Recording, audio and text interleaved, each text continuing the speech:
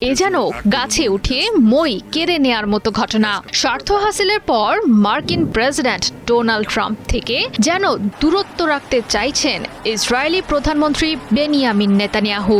রীতিমতো অস্বীকার করে বসেছেন চলমান ইরান যুদ্ধে মার্কিন প্রেসিডেন্ট ট্রাম্পকে ইন্ধন যোগানোর কথা। ইরানের সঙ্গে যুদ্ধে যখন রীতিমতো হিমশিম খাচ্ছে আমেরিকা, তখন মধ্যপ্রাচ্যে অশান্তি সৃষ্টিকারী ইসরায়েলি প্রধানমন্ত্রী নেতানিয়াহুর এমন মন্তব্যে যে কারো চোখ কপালে উঠতে বাধ্য।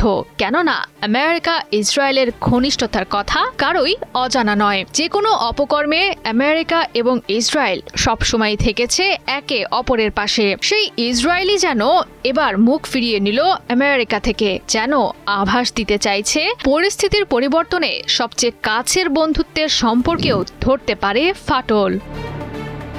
তবে নেতানিয়াহু যতই অস্বীকার করুক না কেন, ইরানের সঙ্গে চলমান যুদ্ধে শুরু থেকেই ছিল ইসরায়েলের সম্পৃক্ততা।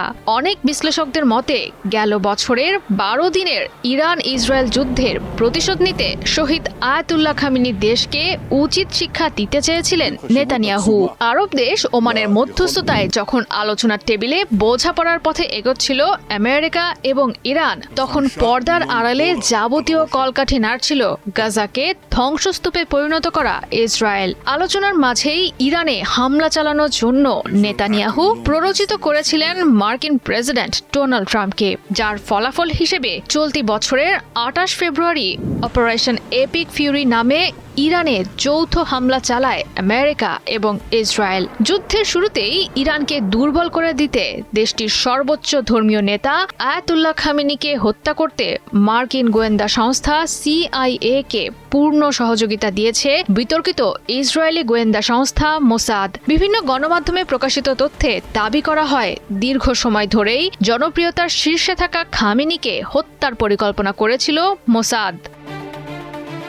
সাম্প্রতিক সময়ে অনেকটা স্বপ্রণোদিত হয়ে ইরানে থাকা বিশ্বের অন্যতম বড় গ্যাস ক্ষেত্র পার্সে আক্রমণ চালিয়েছে ইসরায়েল। এর প্রতিশোধ নিতে মধ্যপ্রাচ্যে থাকা গুরুত্বপূর্ণ জ্বালানি ক্ষেত্রগুলোতে হামলা চালিয়েছে ইরান। ফলে আন্তর্জাতিক জ্বালানি বাজারে লেগেছে বড় ধাক্কা। ট্রাম্প জানান তিনি জানতেন না ঘনিষ্ঠ বন্ধু ইসরায়েলের হামলা চালানোর কথা। তবে ট্রাম্পের এমন বক্তব্য বিশ্বাসযোগ্য নয়, কারণ আমেরিকা এবং ইসরায়েল উভয়ের নীলনকশায় রক্তাক্ত এখন ইরান।